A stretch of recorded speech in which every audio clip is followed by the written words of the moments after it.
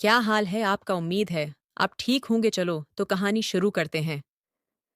मैं एक हुसीन लड़की थी और अपने घर में अकेली रहती थी।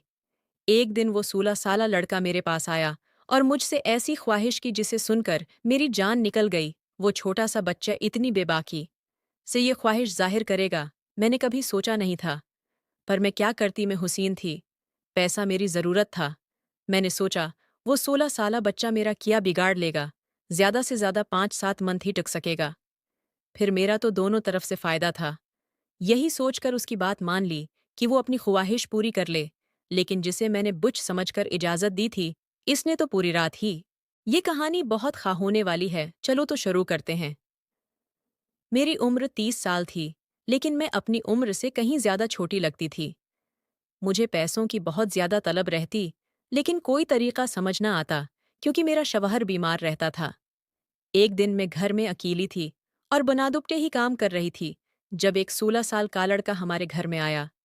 जिन नज़रों से वो मुझे देख रहा था, मुझे समझ आ गया था कि वो क्या चाहता है। सलाम दुआ के बाद वो कहने लगा, मैडम मैं तन्हा हूँ और अकेले ही आपसे मामला तय करना चाहता हूँ। एक दफ़ा देकर देखें, मैं आपको शर्मिंदा नहीं करूँगा, बल्कि आपकी ज़रूरत पर पूरा उतरूँगा। मैंने सिर से पाँव तक उसे देखा। कद-काठ में वो बेहतर ही था, लेकिन उम्र में छोटा था। मैंने उससे माज़िरत की और कहा, मैं तुम्हारे साथ उस तरह का कोई मामला तय नहीं कर सकती। तुम अभी छोटे हो और मुझे नहीं लगता कि इन बातों के लिए तुम्हारी उम्र है। वो मुस्कुराकर कहने लगा, बाची मेरा 5 साल का तजुर्बा है। मैं 11 साल का था जब से यही काम कर रहा हूँ। मेरे आगे पीछे कोई नहीं है। मैं अकेला ही अपने काम में माहिर हूँ। आप मुझे पर भरोसा करें, आपको पछताना नहीं पड़ेगा, बल्कि आप अपने उस फैसले पर खुश होंगी। अब की बार तो मैं वाकई ही हैरान हुई, वो बच्चा अकेला कैसे? ये सब कह रहा था। मैंने उससे पूछा, तुम्हारे माँ बाप कहाँ हैं? वो कहने लगा, मैं तन्हा ही हूँ, वालदीन हयात नहीं है पहले।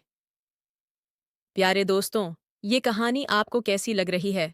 अगर आप चाहते हैं कि अगला पार्ट आए, तो आप कमेंट्स कर दें, ताकि आपको अगला पार्ट आसानी से मिल सके।